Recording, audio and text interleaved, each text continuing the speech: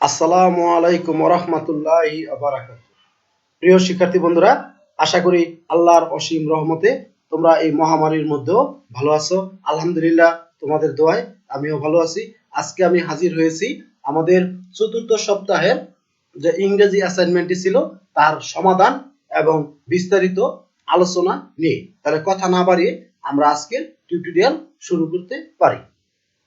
তাহলে এখানে আমাদের ইউনিট 5 এর এখানে লেসন 1 এখানে আমাদের একটি সেকশন ডি তে একটা কোশ্চেন ছিল। সেখানে বলা ছিল কমপ্লিট দা সামারি, মানে এই অনুচ্ছেদটাকে সামারি বলা হয়েছে of Meherjan life with words or phrase from the box. এই মেহেরজানের যে সামারিটা আছে এটা আমরা সম্পূর্ণ করব বক্সের মধ্যে যে শব্দ বা শব্দমালা দেওয়া আছে এগুলো ব্যবহার করে, বা ফ্রেজগুলো দেওয়া আছে এগুলো ব্যবহার করে। তাহলে আমরা এখানে শুরু করা যাক কিভাবে আমরা সমাধান করব।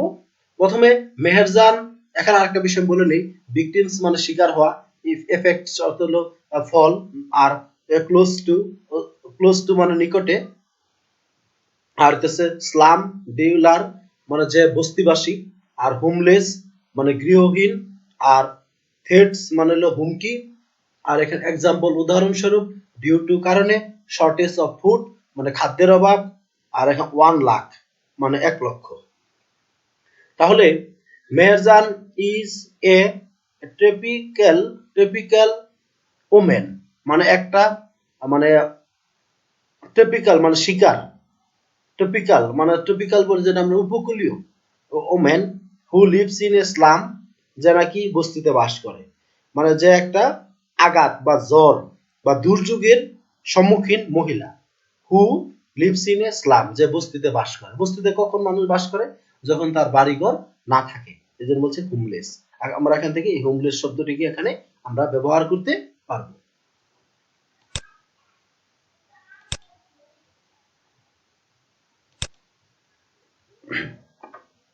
যেমন এখানে হোমলেস শব্দটি আমি যদি একটু করে দিই, আমরা এখানে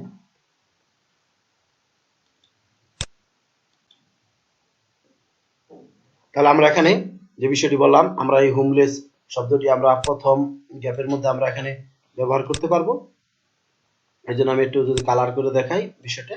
আর এখানে 2 নম্বর যে অপশনটি ছিল যে শি লস্ট হার শেল্টার, সে তার আশ্রয় হারিয়েছে, এন্ড প্রপার্টিজ সে তার সম্পদ হারিয়েছে, the erosion of the river Jamuna মানে ড্যাশ এখানে, আর যমুনার ভাঙনে, যমুনার এরোশন মানে নদী ভাঙন, অফ দা রিভার যমুনা যমুনার ভাঙনে। তাহলে ডিউ টু নদী ভাঙনের জন্য, এই জন্য আমরা এখানে এই ডিউ টু শব্দটি আমরা এই জায়গায় এনে ব্যবহার করব। পরে she also lost her family, সে তার পরিবারকে হারিয়েছে, her husband had died of disease caused by poverty and মানে কি বলছে, তার হাজব্যান্ড মারা গিয়েছে রোগে, কারণ পভার্টি দারিদ্রতার কারণে, রোগে,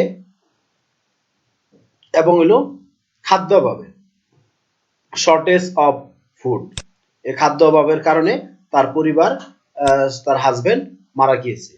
নাও এখন শি ইজ অনলি এ, এখন সে একজন স্লাম ডিওলার, সে একজন বস্তিবাসী, এখন সে একজন বস্তিবাসী। নাও উই বলেছি like Meherjan there are many people who have become the victims of the river erosion, মানে Meherjan there are many people, মেহেরজানের মতো অনেক লোক আছে, হু হ্যাভ বিকাম যারা হয়েছে, দ্য ভিকটিম শিকার, অফ দ্য রিভার এরোশন মেহেরজানের মতো অনেক মানুষ আছে যারা নদী ভাঙনের শিকার হয়েছে, যে আমরা ভিকটিম শব্দটি ব্যবহার করেছি। Of the river erosion, river erosion is still posing threats of the lives, এখন হলো মানুষের জীবনের জন্য, এর প্রপার্টিজ জীবজন্তু বা প্রাণীদের জন্য এবং সম্পত্তির জন্য এই নদী ভাঙনটাকে একটা হুমকির সম্মুখীন। তারপর আরেকটা বিষয়, এই এখানে আমরা properties of thousand of people মানে লক্ষ লক্ষ মানুষের, হাজার হাজার মানুষের জীবনের এবং সম্পত্তির জন্য এই নদী ভাঙ্গনটা কি একটা মানে হুমকির সম্মুখীন। আর people living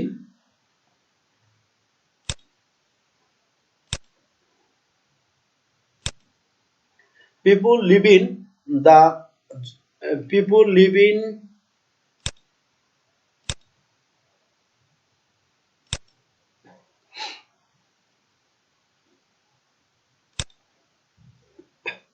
the river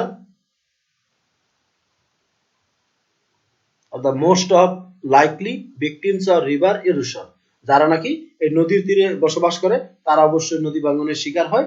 R each year about, এখানে অ্যাবাউট তো বিষয় না, এখানে প্রায় people become homeless due to river erosion in Bangladesh.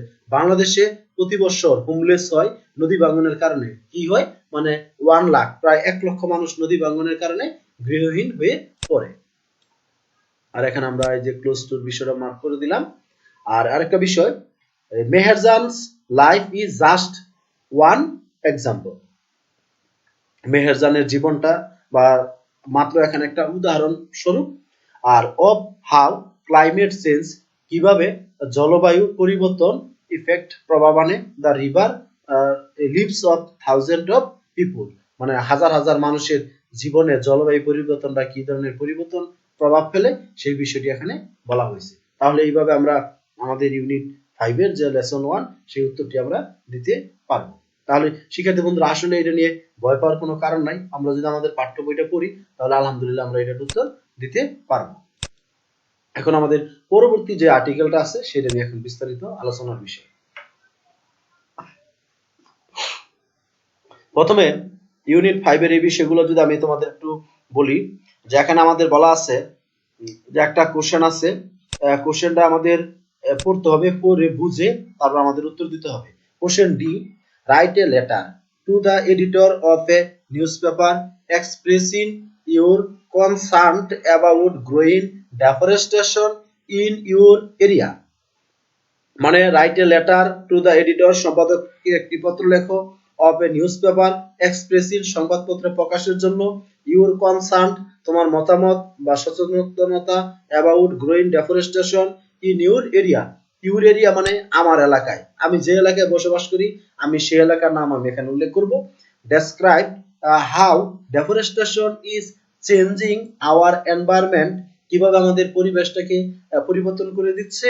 Also suggest what action could be taken to stop cutting down trees, এই গাছ বন্ধের জন্য আর কি কি কার্যকরী পদক্ষেপ নেওয়া যেতে পারে।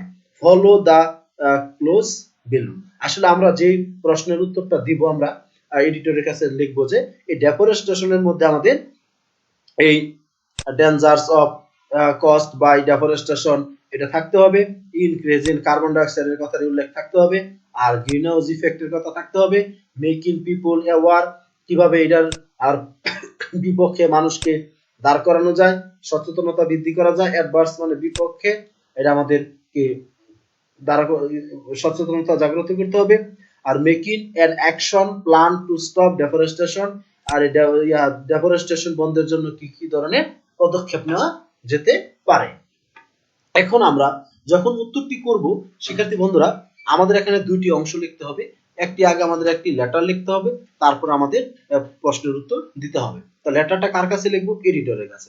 আমরা যে কোনো পত্রিকার সম্পাদকের কাছে লিখতে পারি। এই জন্য আমি এখানে লিখেছি 20 অক্টোবর 2020। এটা তোমরা যে কোনো সালটা দিতে পারো। দি এডিটর, এখানে দিয়ে ডেইলি অবজারভার বা ডেইলি স্টাইল বা এখানে যে কোনো পত্রিকার নাম আমরা এখানে লিখতে পারবো। আর পত্রিকার অফিসের নামটা Aziz Bhaban, 2nd floor, 93 Motijheel commercial area, Dhaka 1000। আর subject application for publishing an article on growing deforestation, এই নিচে আমাদের একটি অনুচ্ছেদ আছে সেটি প্রকাশ করার জন্য বলা হয়েছে। তাহলে আমরা এখানে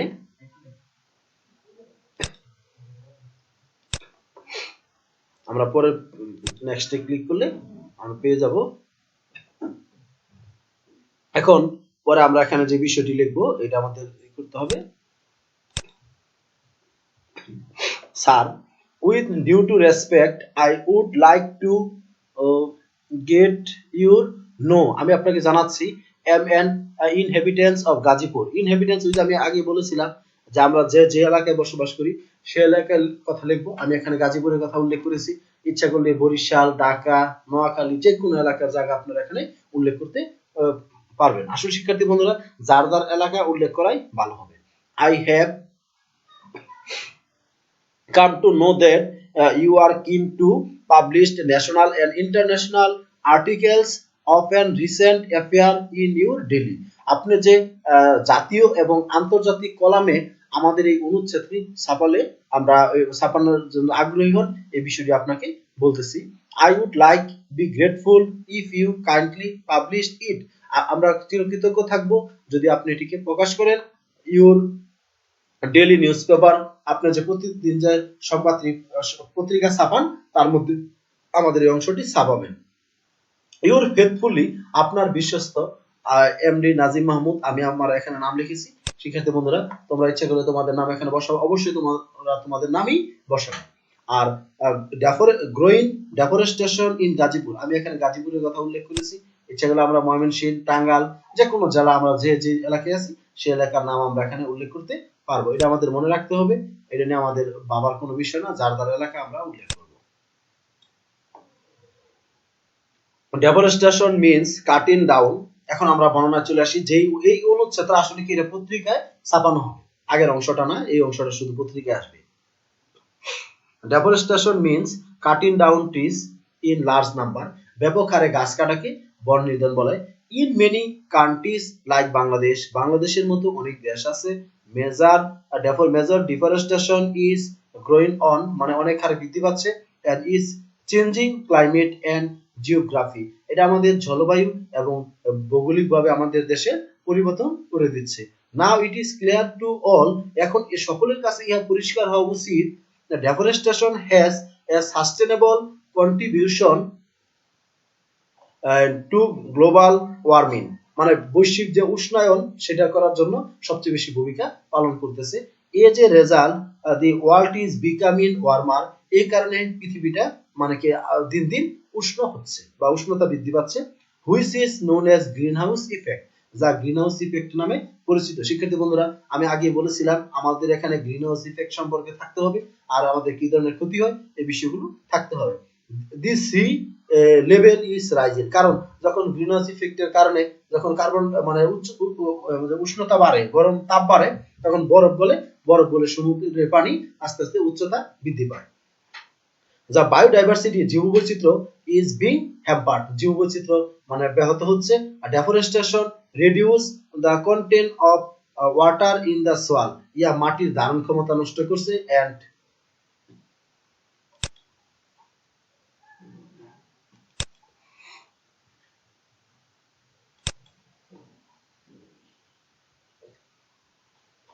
growing ground amount as well as atmosphere, এ আমাদের আবহাওয়ারও বায়ুমণ্ডলের ক্ষতি করতেছে। ময়েস্টারিয়াস মানে ব্যাপক হারে। ইট অলসো রিডিউস টু সোয়াল সুশন সাবসিকুয়েন্টলি ইরোশন, মানে মাটির যে ধারণ ক্ষমতা গঠন, মাটি যে আমরা বুনট বলি সেটাও নষ্ট হয়ে যাচ্ছে। ফ্লাডিং এন্ড ল্যান্ডস্লাইড অকার, আসলে এই সকল কারণে বন্যা এবং হইতেছে আমাদের স্থলভাগের উপরও এই ধরনের ঘটনাগুলো ঘটতেছে। Mainly in the tropical areas, মানে উপকূলীয় এলাকায় deforestation account for 1/3 of total anthropogenic, মানে ভৌগোলিক এলাকা অনুযায়ী মানে এটা উপকূলীয় এলাকার জন্য এই বিষয়টা সবচেয়ে বেশি মানে খারাপের দিকে নিয়ে যাচ্ছে। Carbon dioxide emission which is very bad for environment, carbon dioxide ব্যাপক হারে বৃদ্ধি পাচ্ছে যা আমাদের পরিবেশের জন্য খুবই খারাপ। কার্বন ডাই অক্সাইডের কথা আমরা বলেছিলাম। আর a country should have 25% forest land of its total area, একটা দেশের তার আয়তনের তুলনায় এখানে 25% বনভূমি থাকা দরকার। To get right of environmental degradation, মানে একটা দেশের ভারসাম্য রক্ষা করার জন্য 25% বনভূমি থাকা প্রয়োজন। But we have only 16 to 17%, আমাদের 16 থেকে 17% আছে। Approaching dangers are knocking at the door, আমাদের আসন্ন বিপদ আমাদের ডাকছে। Still here are some greedy person who are cutting down trees, কিছু লুবি মানুষ আছে যারা নাকি ব্যাপক হারে গাছ কাটছে। ইনহিউম্যানলি, অমানবিকভাবে। We are suffering from the impact of it, ইয়ার কারণে আমরা এখন ফল ভোগ করতেছি। Flood and river erosion have become a regular phenomenon, এই মানে বন্যা এবং হলো নদী ভাঙ্গন আমাদের একটা আলোচনার একটা বিষয় হয়ে দেখা দিচ্ছে for the people of our area, আমাদের এলাকার মানুষের জন্য। It rains continuously during rising season because the heat of wave and cold wave, মানে গরম আবহাওয়া এবং শীত আবহাওয়ার কারণে many people dry every year, প্রতি বছর অনেক অনেক মানুষ মারা যাচ্ছে। আসলে দেখা যায় যে মোরওভার দি সিজন আর শিফটিং, ঋতুরও আমাদের পরিবর্তন চলে আসতেছে। যখন আমাদের বর্ষাকাল আসার কথা তখন আসে না, দেরিতে আসে, আবার যখন গ্রীষ্মকাল আসার কথা তখন আসে না, আবার দেরিতে আসে। তাহলে in Bangladesh now we what should we do to stop this things, এগুলো বন্ধ করার জন্য আমাদের কি করতে হবে সেটা নিয়ে ভাবতে হবে। Only a planting more trees is not enough, শুধু বেশি বেশি গাছ লাগাবো এটার মধ্যে দিয়ে আমরা এখানে সমাধান পাবো না। আমাদেরকে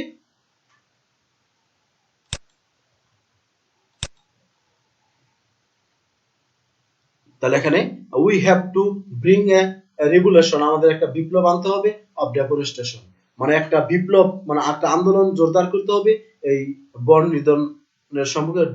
রিফরেস্টেশন মানে বন যেন আবার পুনরায় স্থাপন করা হয় সেটার জন্য আন্দোলন করতে হবে।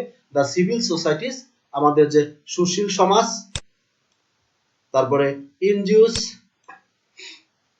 Local community should come forward and work closely, একত্রে কাজ করতে হবে উইথ গভর্নমেন্ট এজেন্সি, সরকারি যে সংস্থাগুলো আছে তাদের সাথে হাত মিলিয়ে আমাদের কাজ করতে হবে। Awareness building education and training can play an vital বা ইম্পর্টেন্ট, যে কোনো শব্দ আমরা এখানে দিতে পারি, বা pivotal role in this process, এই প্রক্রিয়ার জন্য your sincerely MD Nazim Mahmud. তার শিক্ষার্থী বন্ধুরা, একটা বিষয় আমি তোমাদের বলবো, আজকের টিউটোরিয়াল আমি এখানেই শেষ করব। শেষ করার আগে একটা বিষয় বলবো, তোমরা অবশ্যই আমার চ্যানেলটি তোমরা সাবস্ক্রাইব করবে এবং তোমাদের বন্ধু বান্ধবের সাথে তোমরা শেয়ার করবে। আমি চাই আমার দ্বারা তোমাদের উপকার হোক এবং তোমরাও যেন আমার কোনোভাবে উপকারে আসো। এই জন্য আমি সকলকে আবারও ধন্যবাদ জানাচ্ছি এবং সকলের কাছ থেকে বিদায় নিচ্ছি। আসসালামু আলাইকুম।